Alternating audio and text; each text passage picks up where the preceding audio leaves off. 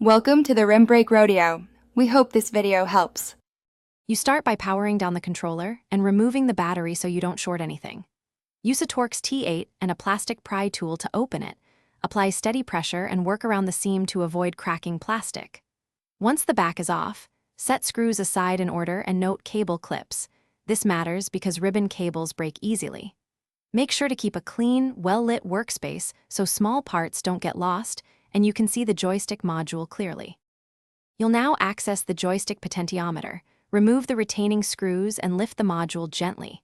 Clean around the shaft with compressed air first, then use a cotton swab dampened with 90% isopropyl to dissolve grime. This fixes most drift caused by debris. Inspect solder joints and the potentiometer for wear. If the traces look worn or the sensor wobbles, you'll need to replace or resolder the module. Once done, test the shaft movement manually to ensure smooth, centered motion before reassembly.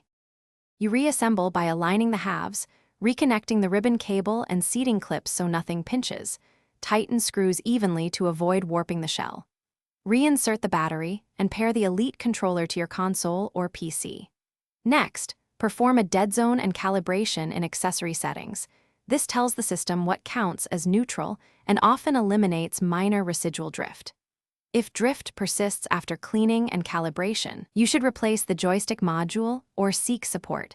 One key troubleshooting tip. Thanks for watching. Consider subscribing if we helped you.